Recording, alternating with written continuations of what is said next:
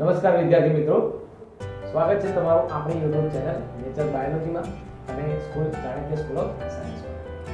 મિત્રો, અગાઉ આપણે ખનિજ તત્વોનું ઉર્ધ્વ વહન વિશે અભ્યાસ કર્યો અને ત્યાર પછી આપણે અન્નવાહકમાં પદાર્થોનું વહન વિશે આપણે અભ્યાસ કર્યો.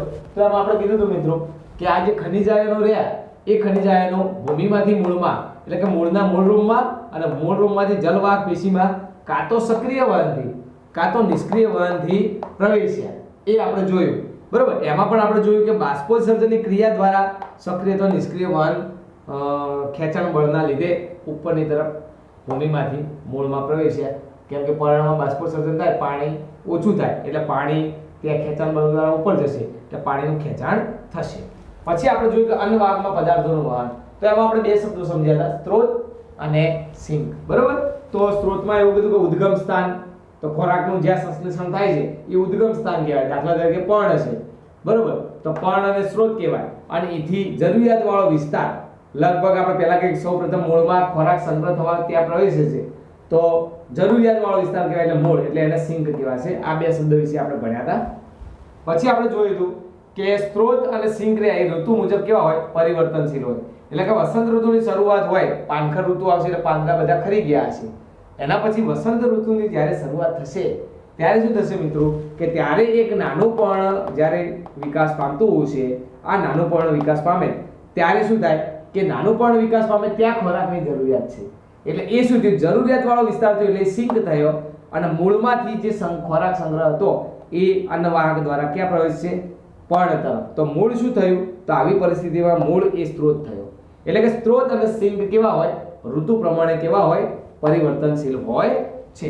ત્યારબાદ આપણે જોયું હતું મિત્રો કે જલવાહકમાં પાણી અને ખનિજ દ્રવ્યોનું વહન થાય પણ કેવું હોય, એક દિશીય. એક દિશીય એટલે હંમેશા મૂળથી પર્ણ અને પ્રકાંડ તરફ હોય છે, ઉર્ધ્વ વહન હોય છે, બરોબર. પરંતુ આપણે અન્નવાહક પેશીમાં પાણી અને ખનિજ દ્રવ્યો, શર્કરા, એમિનો એસિડ અને અંતઃસ્ત્રાવોનું આપણે વહન જોયું હતું તો દ્વિદિશીય જોયું. દ્વિદિશીય આપણે કીધું કે ભાઈ પર્ણમાંથી ખોરાક રહ્યો એ પર્ણમાંથી ક્યાં જાય, મૂળમાં જશે. પણ જ્યારે પર્ણને જરૂરિયાત છે, નવું પર્ણ બનતું છે ત્યારે ખોરાક ક્યાં જશે, તો મૂળમાંથી ક્યાં જશે, પર્ણમાં. એટલે કેવું થયું, દ્વિદિશીય થયું, બરોબર. એવી જ રીતે ખનિજ દ્રવ્યો આપણે કહીશું કે ખનિજ દ્રવ્યો ઉપરની તરફ પણ જાય.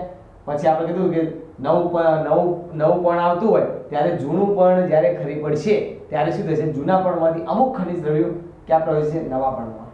તો એમ કે એમનું કેવું વહન થાય છે, દ્વિદિશીય વહન થાય છે. તો આ એક દિશીય વહન જલવાહકમાં થશે નીચેથી ઉપરની તરફ અને અન્નવાહકમાં દ્વિદિશીય વહન થાય છે. આ પણ તમારે ખાસ યાદ રાખવાનું થશે, બરોબર. હવે આપણે નવા ટોપિક ઉપર જઈશું. નવો ટોપિક આપણો જોઈશું મિત્રો કે એમાં ખોરાકનું વહન કઈ રીતનું થશે એ ખોરાકના વહન વિશે આપણે અભ્યાસ કરીશું. તો એ ખોરાકનું વહન થાય છે જેને આપણે દાબ વહન સિદ્ધાંત કહેવાય છે, સ્ત્રોતથી સિંક તરફ. સ્ત્રોત એટલે શું, સ્ત્રોત એટલે આપણે કીધું મિત્રો કે સંશ્લેષણ થાય છે ત્યાંથી શ્રિંક તરફ એટલે સિંક તરફ એટલે આપણે શું કહીશું કે સિંક તરફ એટલે આપણે કહીશું જ્યાં જરૂરિયાત વાળો વિસ્તાર છે એ. એટલે આપણે છેલ્લો ટોપિક છે એ છેલ્લા ટોપિક વિશે આપણે અભ્યાસ કરીશું, બરોબર. તો છેલ્લો ટોપિક છે આપણે જોઈશું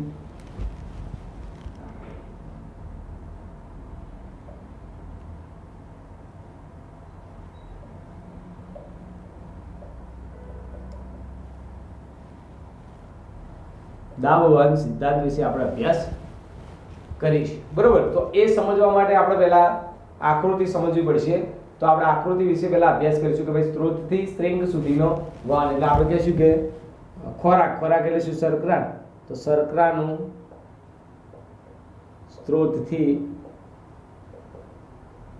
સિંક તરફ વહન, બરોબર. એના વિશે આપણે અભ્યાસ કરવાનો છે કે શર્કરા ક્યાં નિર્માણ પામે, તો આપણે કહીશું પર્ણમાં પણ ક્યાં, મધ્ય પર્ણ પેશીમાં. તો આપણે પહેલા જોઈએ મિત્રો, અહીંયા આકૃતિ આપણે દોરી દઈએ કે ખાલી સમજવા માટે કે હું કહું છું કે આ એક આપણે કહીએ કે મધ્ય પર્ણ પેશી છે, બરોબર. આ મધ્ય પર્ણ પેશીમાં ખોરાક બનશે.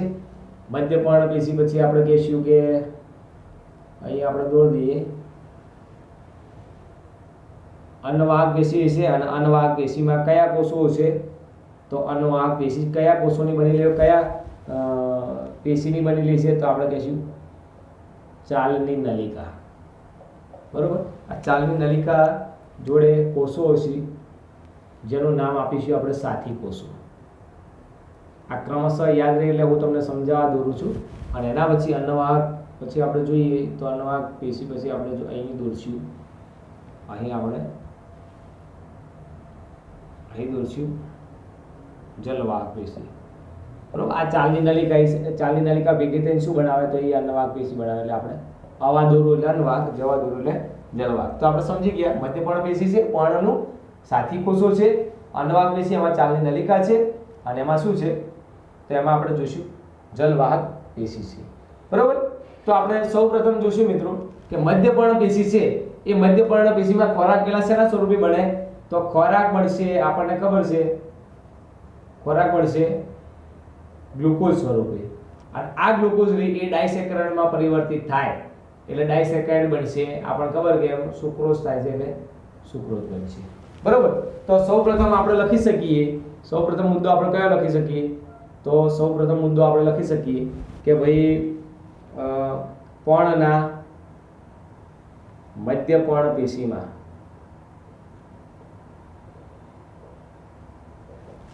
કઈ, તો આપણે કહી શકીએ પ્રકાશ સંશ્લેષણની ક્રિયાથી શું બને છે?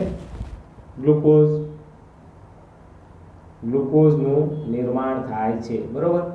તો ગ્લુકોઝનું નિર્માણ થાય છે. ત્યારબાદ આપણે બીજો મુદ્દો શું લખી શકીએ કે બીજો મુદ્દો ગ્લુકોઝ છે એ શેમાં ફેરવાશે? તો આપણે કહીશું કે આ જે ગ્લુકોઝ છે એ ગ્લુકોઝ શેમાં ફેરવાય છે? સુક્રોઝ. સુક્રોઝ એ શું છે? આપણે બાયોમોલિક્યુલમાં ભણી ગયા, ડાયસેકેરાઇડ છે. તો બે શર્કરાની બને છે એટલે ડાયસેકેરાઇડમાં ફેરવાય છે. બરોબર. આટલા સુધી ખબર પડી મિત્રો? આપણે કીધું કે મધ્યપર્ણ છે એ પર્ણમાં મધ્યપર્ણ પેશી છે, એમાં પ્રકાશ સંશ્લેષણની ક્રિયા થઈ. આ હું દોરું છું કે આ ગ્લુકોઝ જે બન્યો, ગ્લુકોઝ કેવી રીતના બન્યો? તો પ્રકાશ સંશ્લેષણની ક્રિયા થઈ અને ગ્લુકોઝ બન્યો, અને આ ગ્લુકોઝ ડાયસેકેરાઇડ સુક્રોઝમાં પરિવર્તન પામ્યો. અહીં સુક્રોઝની માત્રા ઓછી હશે અને અહીં સુક્રોઝની માત્રા સંગ્રહાયેલી એટલે વધુ હશે. બરોબર. તો આ સુક્રોઝ જે રહ્યો એ સુક્રોઝ આપણે કહીશું કે સક્રિય વાહન દ્વારા ક્યાં પ્રવેશે? સાથી કોષોમાં. અહીં આપણે સુક્રોઝની માત્રા કેવી છે? ઓછી છે નિર્માણ થાય, અને અહીં સંગ્રહ પામેલી છે એટલે વધુ છે. એટલે સુક્રોઝનું વહન રહ્યું એ સક્રિય વાહન દ્વારા, અહીંયા હું લખું છું કેવા વાહન દ્વારા? સક્રિય વાહન દ્વારા ક્યાં પ્રવેશે? તો સક્રિય વાહન દ્વારા આપણે કીધું કે ક્યાં પ્રવેશે? સાથી કોષોમાં. અને સાથી કોષોમાંથી સક્રિય વાહન દ્વારા ક્યાં પ્રવેશે? સુક્રોઝના અણુ સાથી કોષોમાં. આપણે કહીશું કે અહીં સુક્રોઝના અણુ આવ્યા તો સાથી કોષમાં સુક્રોઝના અણુ સક્રિય વાહન દ્વારા સાથી કોષમાં પ્રવેશશે. સાથી કોષ એટલે કયો? અન્નવાહક.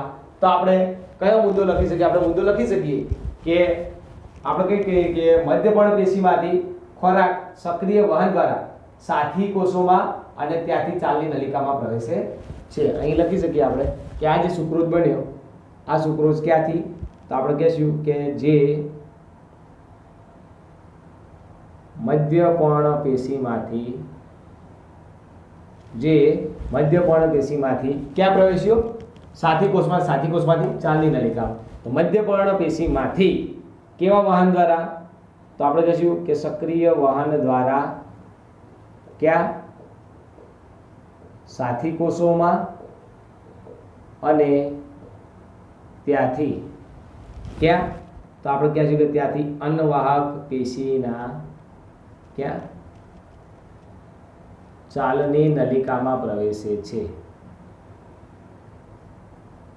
અથવા પ્રવેશ. ઓકે. આટલા સુધી ખબર પડી ગઈ? આપણે કીધું કે સુક્રોઝ મધ્યપર્ણ પેશીમાં સાથી કોષ સુક્રોઝ ક્યાં? ચાલની અન્નવાહક નલિકાના ચાલની નલિકામાં પ્રવેશ્યો. પરંતુ કેવું વાહન? સક્રિય વાહન દ્વારા. સક્રિય વાહન હોય એટલે આપણને ખબર છે કે ઊર્જાનો ઉપયોગ થશે. બરોબર. હવે આપણે જોઈએ અહીં કે સુક્રોઝના અણુ રહ્યા એ ચાલની નલિકામાં વધુ છે એટલે દ્રાવ્ય વધ્યું. દ્રાવ્ય ક્યાં વધ્યું? ચાલની નલિકામાં. એટલે અહીં જલ ક્ષમતા શું થઈ મિત્રો? તો જલ ક્ષમતા ઘટી. બરોબર. અને અહીંયા આપણે કહીશું જલવાહક પેશીમાં પાણી અને ખનિજ દ્રવ્યો છે એટલે અહીંયા જલ ક્ષમતા કેવી છે? તો જલ ક્ષમતા વધુ છે. બરોબર. એટલે જલ ક્ષમતા વધુ હોવાથી પાણીના અણુઓ રહ્યા એ આશ્રુતિની પ્રક્રિયા દ્વારા ક્યાં પ્રવેશશે? તો એ પ્રવેશશે ચાલની નલિકામાં. પાણીના અણુઓ ક્યાં પ્રવેશશે? ચાલની નલિકામાં. બરોબર. તો આપણે મુદ્દો લખી શકીએ કે ચાલની નલિકામાં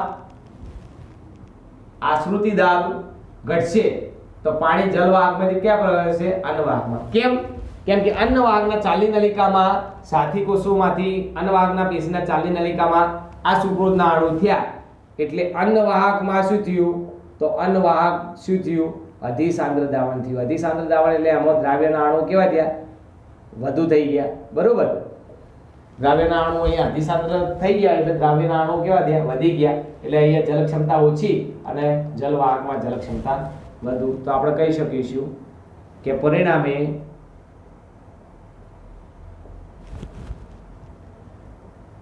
અન્નવાહકમાં જલ ક્ષમતા ઘટે તેથી જલવાહકમાંથી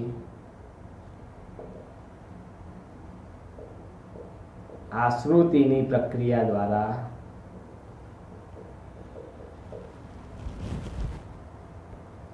પાણી અન્નવાહકમાં પ્રવેશે. બરોબર. આશ્રુતિની પ્રક્રિયા દ્વારા પાણી. તો આશ્રુતિની પ્રક્રિયા દ્વારા પાણી અહીં પ્રવેશવાથી અહીં આપણે કહેશું કે આ જે છેડો રહ્યો ચાલની નલિકાનો જે છેડો છે આ ચાલની નલિકાનો છેડો જે છિદ્રો હોય આ છિદ્રોને આપણે ચાલની પટ્ટિકા કહીશું. ચાલની નલિકાના છેડે જે છિદ્રો આવેલા છે એ છિદ્રોને આપણે શું કહીશું? ચાલની પટ્ટિકા કહીશું. તો બરોબર. તો આ જે સુક્રોઝના અણુ રહ્યા આપણે તમે જો વિચારી શકો કે ભાઈ પાણી છે એ પાણી આશ્રુતિ દ્વારા અહીં પ્રવેશશે એટલે આપણે શું કરશું? તો અહીં પ્રવેશશે એટલે એકદમ પ્રેશર આવશે, દાબ વહન અહીંથી શરૂઆત થશે. તો એકદમ દાબ વહન આવવાથી આ સુક્રોઝના અણુઓ રહ્યા એ સુક્રોઝના અણુઓ ક્યાં જશે? અહીં જશે. અને અહીંથી આપણે કહીશું કે સુક્રોઝના અણુઓ આ રીતના આવેલા હશે. અહીં હું દોરું છું કે અહીં દાખલા તરીકે આપણે સિંક આવેલી છે. બરોબર. સમજીએ કે પ્રરોહાગ્ર છે. તો સિંક એટલે શું? તો જરૂરિયાત વાળો વિસ્તાર. તો અહીં સુક્રોઝના અણુ વધુ છે, અહીં સુક્રોઝના અણુ અહીં સુક્રોઝના અણુ વધારે છે, અહીં સુક્રોઝના અણુ કેવા હશે? ઓછા હશે. કેમ કે થોડા પ્રમાણમાં હોય આ સિંક એટલે પ્રરોહાગ્રમાં સુક્રોઝના અણુઓ તો હશે તો ઓછાથી વધુ તરફ પાછું વહન થાય છે. આ પણ કેવી રીતના વહન થાય? સક્રિય વહન દ્વારા. બરોબર. તો એ સુક્રોઝના અણુ સિંક તરફ આયા તો સુક્રોઝના બધા જ અણુ એ સિંક તરફ આવી જાય સક્રિય વહન દ્વારા. બરોબર. તો અહીં સુક્રોઝના અણુઓનો શું થઈ જાય? ઘટાડો થઈ જાય. તો આપણે લખીશું કે દાબ વહન દ્વારા અન્નવાહકમાં નિષ્ક્રિય વહન થાય છે. શું થાય છે? નિષ્ક્રિય. અહીં જો અહીં દાબ વહન થશે તો પાણી વધુથી ઓછા તરફ જાય છે. પાણી સાથે શું થાય? તો પાણી સાથે સુક્રોઝના અણુ પણ વહન પામે. બરોબર. તો પાણી વધુથી ઓછા તરફ ગયું એટલે કેવું વહન થયું? નિષ્ક્રિય. ઘણીવાર પ્રશ્ન પૂછાય મિત્રો કે અન્નવાહકમાં કે ચાલની નલિકામાં કેવું વહન થાય? તો નિષ્ક્રિય વહન થશે. બરોબર. પણ આપણે એમ કહીએ કે મધ્યપર્ણપેશી અથવા પર્ણમાંથી સાથી કોષોમાં અને ચાલની નલિકામાં કેવું થશે? તો એ સક્રિય. ચાલની નલિકામાંથી સિંકમાં કેવું થશે? તો એ પણ સક્રિય. પણ ચાલની નલિકાના કોષોમાં અથવા અન્નવાહક પેશીમાં કેવું થાય? તો નિષ્ક્રિય વહન થશે. તો દાબ વહન દ્વારા અન્નવાહકમાં નિષ્ક્રિય વહન થાય અને ત્યાંથી સિંક તરફ કેવી રીતના?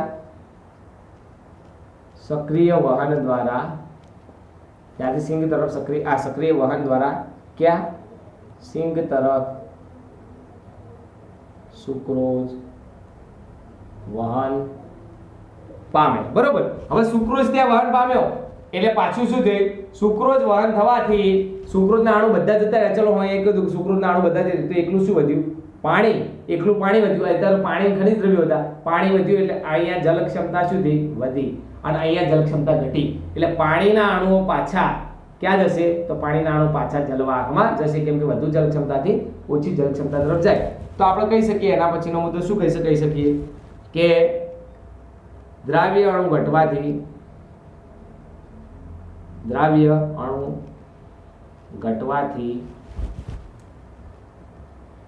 ચાલની નલિકા એટલે આપણે આખું જોવું હોય તો શું જોવાય? અન્નવાહકમાં જલ ક્ષમતા શું થાય? વધે. તેથી પાણી આશ્રુતિ દ્વારા ક્યાં પ્રવેશે? તો પાણી આશ્રુતિ દ્વારા ક્યાં? જલવાહક પેશીમાં પરત પ્રવેશે છે. ફરીથી પાણી ક્યાં જતું રહેશે? જલવાહકમાં. અને જ્યાં ખોરાક જોતો હતો સુક્રોઝ, ત્યાં સુક્રોઝના અણુઓ પહોંચી ગયા. પ્રવાહગ્રહ હોય આપણે મૂળ કહી શકીએ, તો ત્યાં સુક્રોઝના અણુ શું થઈ ગયા? પહોંચી ગયા. તો આ રીતે દાબવહન સિદ્ધાંત શર્કરાનું સ્ત્રોતથી સ્ત્રિંગ તરફ આપણે વહન જોઈ શકીએ છીએ. પહેલા આપણે શું કીધું? તો ફર્સ્ટ મુદ્દો આપણે એવો કીધો, આ પહેલો મુદ્દો હું કહી શકું કે મધ્યપર્ણ પેશીમાં પ્રકાશ સંશ્લેષણની પ્રક્રિયા દ્વારા ગ્લુકોઝ બન્યો અને ગ્લુકોઝમાંથી સુક્રોઝમાં પરિવર્તન થયો. આ જે સુક્રોઝ રહ્યો એ સુક્રોઝ સક્રિય વહન દ્વારા સાથી કોષમાં ક્રમ પૂછાયો. સાથી કોષમાંથી ચાલની નલિકામાં પ્રવેશ્યો, પહેલો મુદ્દો. બીજો મુદ્દો એ થયો કે ચાલની નલિકા હતી, એ ચાલની નલિકાની અંદર સુક્રોઝના અણુ દ્રાવ્ય અણુ વધવાથી જલ ક્ષમતા ઘટી અને એના બાજુમાં જે એના આપણે કહીએ કે નિકટવર્તી જે જલવાહક પેશી હતી, એ જલવાહક પેશીમાં દ્રાવ્ય તો ઓછા હતા એટલે જલ ક્ષમતા વધી. એટલે આશ્રુતિની પ્રક્રિયા દ્વારા જલવાહકમાંથી અન્નવાહકમાં પાણી પ્રવેશે છે. અન્નવાહકમાં પાણી પ્રવેશ્યું. પાણી અન્નવાહકમાં પ્રવેશવાથી શું થયું કે પાણી એકદમ ઝડપથી પ્રવેશશે એટલે પાણીમાં શું થયું? દાબ વહન થયું. બરોબર, જળ ઢાળ સંચાલન. એટલે એ શું થયું? તો ચાલની નલિકામાં નિષ્ક્રિય વહન થશે, પરંતુ આ ચાલની નલિકા અન્નવાહકમાં આપણે શું કહેશું કે સક્રિય વહન દ્વારા સિંક તરફ બધા સુક્રોઝના અણુ વહન પામે છે. સુક્રોઝના અણુ બધા વહન પામવાથી અન્નવાહકમાં શું થયું? તો અન્નવાહકની અંદર આપણે કહી શકીશું મિત્રો કે અન્નવાહકમાં આપણે જોઈ શકીએ છીએ કે અન્નવાહકમાં શું થયું? સુક્રોઝના અણુ ઘટી ગયા એટલે પાણી વધ્યું એટલે જલ ક્ષમતા વધશે. અન્નવાહકમાં જલ ક્ષમતા વધે એટલે અન્નવાહકમાંથી પાણી પાછું ક્યાં જશે? જલવાહકમાં જતું રહેશે. આ રીતની આખી પ્રક્રિયા થશે. તો આને આપણે કહીશું દાબવહન. તો દાબવહન શરૂઆત ક્યાંથી? દાબવહનની શરૂઆત ચાલની નલિકામાં જ્યારે સુક્રોઝના અણુ સાથી કોષમાંથી સક્રિય વહન દ્વારા આવ્યા ત્યારથી શરૂઆત થઈ હશે. હવે મિત્રો આપણે ચાલની નલિકા વિશે અભ્યાસ કરીશું. ચલો, આ સિદ્ધાંત તમને કમ્પ્લીટ આવડી ગયો હશે અને એ પ્રમાણે નીટમાં પ્રશ્ન પૂછાય તો તમે મિત્રો સોલ્વ કરી શકશો. હવે આપણે ચાલની નલિકા વિશે અભ્યાસ કરીએ.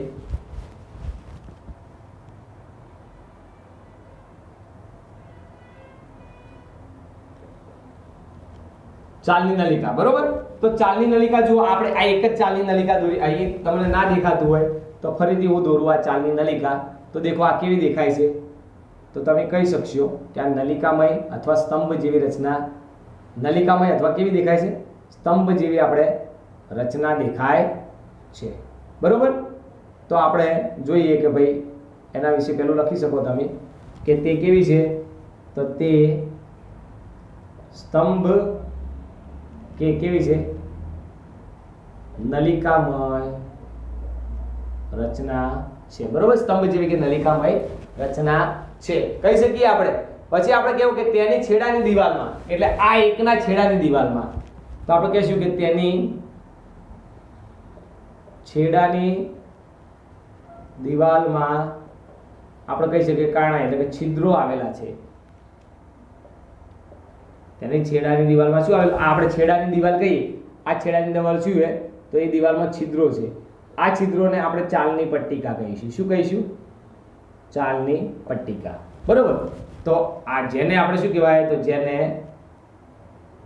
ચાલની પટ્ટિકા કહે છે. હવે આપણે જોઈએ તો એક કોષમાંથી બીજા કોષોમાં આ ચાલની પટ્ટિકાઓમાં તંતુમય રીતે આપણે કહીએ કે એમાં તંતુમય રીતે આપણે જોઈએ તો તેમાં કોષરસ તંતુઓ આવેલા છે. આને આપણે શું કહીશું? કોષરસ તંતુ. શું કહીશું મિત્રો? કોષરસ તંતુ ક્યાં આવેલા છે? ચાલની છિદ્રોમાં આવેલા, બરોબર. તો આપણે કહી શકીએ કોષરસ તંતુ આ ચાલની પટ્ટિકાના છિદ્રમાં પ્રવેશે છે અને કેમને કેવા બડા તંતુમય રચના. તો આપણે કહી શકીએ કે કોષરસ તંતુઓ આ ચાલની પટ્ટિકામાં એટલે કે છિદ્રોમાં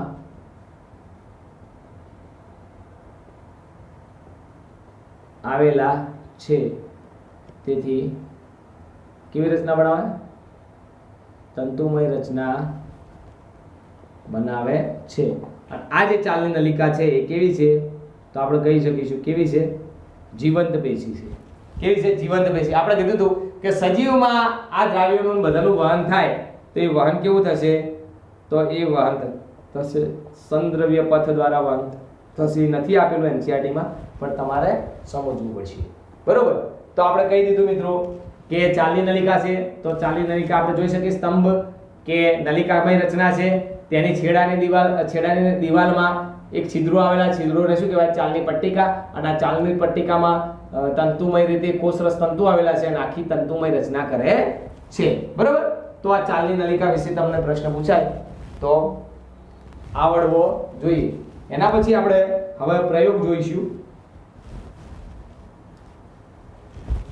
એ પ્રયોગનું નામ છે ગિર્ડલિંગ પ્રયોગ. બરોબર? એ પ્રયોગના વિશે આપણે અભ્યાસ કરીશું. એનું નામ છે ગિર્ડલિંગ પ્રયોગ. તો આ ગિર્ડલિંગ પ્રયોગની અંદર આપણે શું કરવાનું છે? તો ગિર્ડલિંગ પ્રયોગની અંદર આપણે જોવાનું કે વનસ્પતિમાં ખોરાકનું વહન કઈ પેશી દ્વારા થાય છે. આનો મુખ્ય ઉદ્દેશ શું હતો એ જોવા માટે કે વનસ્પતિઓમાં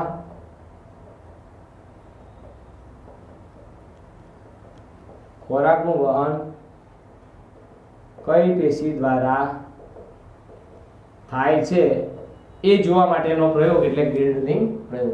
એ પ્રયોગમાં આપણે જોઈએ મિત્રો કે પહેલા આપણે જોઈશું કે સૌથી બહાર છાલ આવેલી હોય અને છાલ પછી આપણે કહીશું કે અન્નવાહક આવેલી હોય પેશી. અન્નવાહક પછી આ પેશી છે એને જલવાહક કહીશું. અને અહીંયા મૃત કોષો આવેલા હશે આ રીતના. બરોબર? આ રીતના. તો આપણે જોઈએ કે આપણે છાલ અન્નવાહક દૂર કરવાની એટલે છાલ દૂર કરીશું. અહીંથી પણ આ ભાગમાંથી શું દૂર કરીશું? છાલ દૂર કરીશું. બરોબર? તો આપણે કહી શકીએ કે ભાઈ છાલ દ્વારા, અહીં લખતો નથી, સમજી લેજો તમે અને વાંચી લેજો એનસીઆરટીમાં કે છાલ દૂર કરવાની એ રીતનું રિંગ કાપવાની છે. અહીંથી આપણે આમ રિંગ એ રીતની કાપીશું કે છાલ દૂર થાય ને અન્નવાહક દૂર થાય. અહીં હું કાપીને બતાવું. ચલો આ અન્નવાહક હું બ્લુ કલરથી દોરું છું એટલે તમને ખ્યાલ આવે. તો અહીં આપણે બ્લુ કલરથી કાપી અને અન્નવાહક દોરીને બતાવીએ એટલે તમને આ રીતનું દેખો રિંગ જેવું કાપવાનું છે. આ રીતનું અહીંથી પણ આપણે કાપીશું. આ રીતનું રિંગ બનાવવાની છે આપણે આ રીતની. બરોબર? હવે આપણે જોઈ લઈએ કે આ તો બહારનું થઈ ગયું. અહીં શું આવશે? અહીં છાલ આવશે. બરોબર? અહીં આપણે જોઈ લીધું કે આ શું આવી ગયું? તો આ આવશે જલવાહક આવશે. અન્નવાહક તો આપણે અન્નવાહકનો ભાગ કાપી દીધો. આ જે અન્નવાહકનો ભાગ હતો એ કાપી દીધો. બરોબર? અહીંથી રિંગ આમ રિંગ જેવો કાપ્યો ને, છાલ કાપી અને આખી છાલ દ્વારા રિંગ જેવું બનાવ્યું છે અને અહીં છાલ પણ આ રીતની આવશે. બરોબર? હવે તમે સમજો કે અન્નવાહકમાંથી ખોરાકનું વહન થાય છે. આપણે સમજી ગયા કેવા સિદ્ધાંતથી થાય છે. દાબવન સિદ્ધાંતથી સમજી ગયા. તો અન્નવાહકમાં ખોરાકનું વહન અહીંથી અહીંયા થશે, અહીંયા જમા થશે, અહીંયા જમા થશે, પરંતુ નીચેની તરફ પહોંચી શકશે નહીં. નીચેની તરફ નહીં પહોંચી શકે એટલે આપણે જોશું કે સૌપ્રથમ પ્રોબ્લેમ ક્યાં થાય? કેમ કે ખોરાક સૌપ્રથમ ક્યાં જાય છે? તો આપણને ખબર કે ખોરાક સૌપ્રથમ ક્યાં જાય? મૂળમાં જાય છે. બરોબર? એટલે મૂળ બધા ખવાઈ જશે. કેમ? ખોરાક નહીં મળવાથી. તો મૂળ બધા ખવાઈ જાય એટલે આપણને ખબર પડી જાય ભાઈ કે શું થાય છે?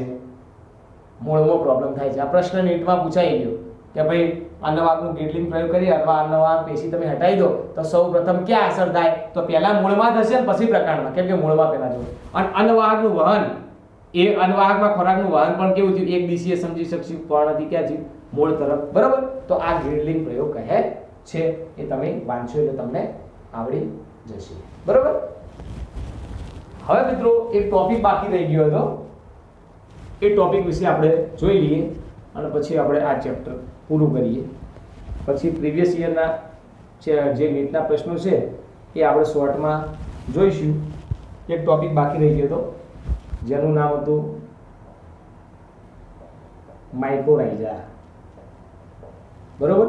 એનું નામ હતું માઇકોરાઇઝા અથવા કહેવાશે કવક મૂળ. શું કહેવાશે? કવક મૂળ. તો માઇકોરાઇઝા, માઇકો શબ્દ આવે ને, અહીં લખું છું માઇકો શબ્દ એટલે તમારે સમજી લેવા કે ફૂગ વિશે આવે. દાખલા તરીકે હું કહું કે માઇકોલોજી એટલે ફૂગ વિશેનો અભ્યાસ. પછી આપણે કહીશું કે મૂળ. મૂળ એટલે વનસ્પતિનું શું કહેવાય? મૂળ જ કહેવાય. રાઇઝા એટલે મૂળ કહેવાય. એટલે મૂળ કહેવાય છે. બરોબર? તો આપણે સમજીએ મિત્રો. તો સહજીવન થયું કોની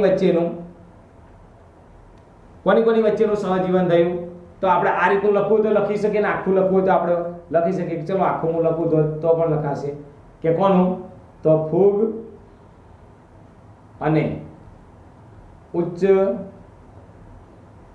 કક્ષાની વનસ્પતિઓના કોની વચ્ચે વનસ્પતિઓના મૂળ વચ્ચેનું શું થયું સહજીવન સહજીવન એટલે મિત્રો તમે 12માં ભણશો પણ હાલ હું તમને કહી દઉં કે સહજીવન એટલે બે સજીવો અહીં જુઓ ફૂગ છે અને કોણ છે વનસ્પતિ છે તો બે સજીવોનો એવો આંતર સંબંધ કે જેમાં બંનેને ફાયદો થાય ફાયદો એટલે હું પ્લસ પ્લસ કરું એટલે બંનેને શું થાય ફાયદો થાય કેવી રીતે તો આપણે કહેશું કે ફૂગ જે છે એ ફૂગ ભૂમિમાંથી પાણી અને બીજા પોષક તત્વોમાં મુખ્ય આવશે ફોસ્ફરસ બરોબર ને શોષે અને કોને આપે વનસ્પતિને આપે છે બરોબર બીજું આપણે કહી શકીએ કે આ ફૂગ છે એ ફૂગ શું કરે છે રોગો સામે પ્રતિકારકતા દર્શાવે છે એટલે આપણે કહી શકીએ કે આ જે ફૂગ છે એ ફૂગ તમે સમજો મિત્રો કઈ જાતિમાંથી આવે તો ગ્લોમસ જાતિમાંથી ગ્લોમસ નામની ફૂગની જાતિમાંથી આવે છે અને એ ફૂગ શું કરે છે તો એ ફૂગ આપણે કહેશું કે ક્ષારતા શુષ્કતા અને રોગ પ્રતિકારકતા